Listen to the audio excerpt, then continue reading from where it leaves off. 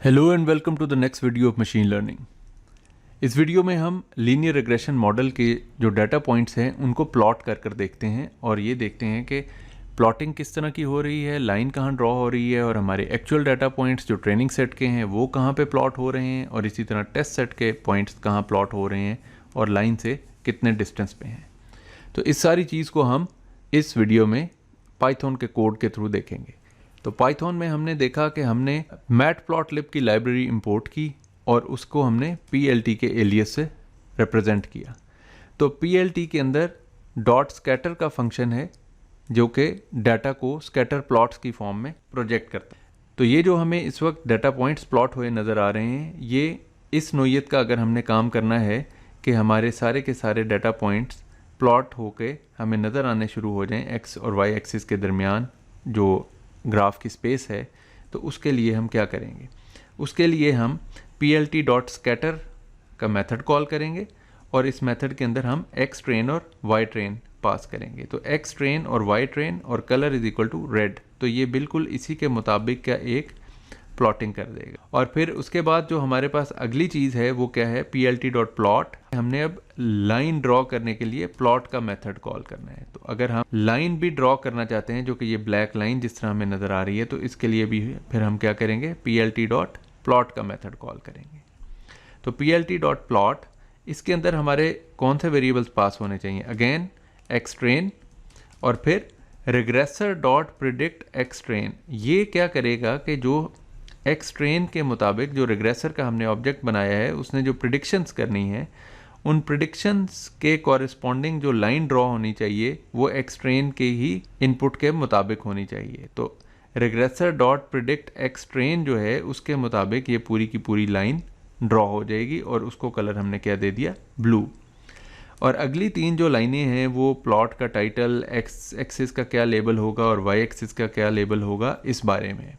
तो प्लॉट का टाइटल हमने लिखा salary versus experience training set, क्योंकि ये ट्रेनिंग सेट डाटा के ऊपर है। इसी तरह एक्स का लेबल हमने ईयर्स ऑफ एक्सपीरियंस और वाई का लेबल सैलरी रखा। तो इन सारी लाइनों को जब मैं कलेक्टिवली अगर एग्जीक्यूट करूं तो ये पूरे का पूरा जो हमारे पास प्लॉट की सारी कैलकुलेशंस हो गई और उसके बाद PLT.show जो है वो प्लॉट को शो कर देगा। ये प्लॉट्स पे क्लिक करें तो प्लॉट हमें नज़र आना शुरू हो गया। जब हमने पूरा कंप्लीट लाइन भी ड्रॉ कर ली तो उसके बाद ये ब्लू कलर की लाइन जो कि प्रेडिक्टेड पॉइंट्स के ऊपर है और ये जो ट्रेनिंग सेट का सारा डाटा है वो इसके गिर्द हमें नज़र आ रहा है। यही काम हम टेस्ट सेट के ऊपर भी कर सकते हैं। तो अगेन हम क्या करेंगे? PLT.scatter करेंगे और x टेस्ट पास करेंगे और साथ में y टेस्ट पास करेंगे। तो x टेस्ट और y टेस्ट और फिर इसका कलर रेड। तो इस सूरत में क्या होगा कि टेस्ट सेट के जो पॉइंट्स हैं वो प्लॉट होने शुरू हो जाएंगे, क्योंकि अब हमने टेस्ट सेट के पॉइंट्स प्लॉट करने हैं। जो लाइन रिग्रेशन की होगी उस रिग्रेशन लाइन में क्या हमें कुछ चेंज करने की ज़रूरत है? तो रिग्रेशन लाइन में हमें कुछ भी चेंज करने की ऐसा ज़रूरत नहीं है, क्योंकि जो प्लॉटिंग होनी है रिग्रेशन लाइन की वो एग्जैक्टली वही होगी जिसकी बुनियाद पे ये प्रिडिक्शन हुई है। तो ये वही सेम रिग्रेशन लाइन है। एक्चुअली अगर हम थ्योरेटिकली देखें तो ये जो लाइन ट्रेनिंग सेट की बुनियाद पे बनती है, इसी लाइन को ही रहना चाहिए टेस्ट सेट के कॉरेस्पॉन्डिंग भी। ऐसा टेस्ट सेट के लिए हम कोई नई लाइन ड्रॉ नहीं करेंगे, तो इसलिए हमें एज सच इस कोड को चेंज करने की ज़रूरत नहीं है। अगर हम प्रिडिक्ट करके भी देख लेंगे तो एक्चुअली इस पोर्शन को चेंज कर भी लेंगे तो यही लाइन ही ड्रॉ होगी, क्योंकि वो इसी बुनियाद पे ट्रेन हुई है। उसके बाद जो हम टाइटल है इसमें थोड़ा सा हम चेंज किया हमने। यहाँ पे ट्रेनिंग सेट था, यहाँ पे हमने टेस्ट सेट लिख दिया। एक्स और वाई के लेबल में कोई चेंज नहीं होगी। अब हम ऐसा करते हैं, इस पीस ऑफ कोड को एग्जीक्यूट करते हैं और देखते हैं कि टेस्ट सेट का जो प्लॉट है वो किस तरह का दिखता है। तो अब आप ये देख रहे हैं कि यहाँ पे अब थोड़े डाटा एलिमेंट्स हैं, ये ऊपर वाले में ज़्यादा डाटा एलिमेंट्स थे। 20 डाटा एलिमेंट्स से ये बना था, जबकि 10 डाटा एलिमेंट्स से टेस्ट सेट का प्लॉट हमें नज़र आना शुरू हो गया। और आप देख सकते हैं कि रिग्रेशन लाइन ने काफ़ी रीजनेबली अच्छे तरीके से इनको प्लॉट किया है। और जो हमारा जो रेजिडुअल एरर नज़र आ, जो कि लाइन से कितनी दूर है हमारे डाटा पॉइंट्स, जो कि एक्चुअल डाटा है, वो कोई बहुत ज़्यादा दूर नहीं है। बहुत से डाटा पॉइंट्स तो बिल्कुल लाइन के ऊपर हैं। ये दो पॉइंट्स कुछ थोड़े फासले पे हैं, ये एक और ये दूसरा, और लेकिन ये भी कोई बहुत ज़्यादा फासले पर पड़े हुए पॉइंट्स नहीं हैं। तो इस तरीके से हमने फिगर आउट किया कि हमारे एक अच्छी प्रिडिक्शन मिल रही है। आखिर में एक छोटी सी चीज़ कि हम रिग्रेसर के वेरिएबल के थ्रू हम ऐसी अननोन वैल्यू को भी प्रिडिक्ट कर सकते हैं जो कि हमारे एक्चुअल टेस्ट सेट में नहीं है। तो उसके लिए हमने ये लाइन ऑफ कोड लिखा।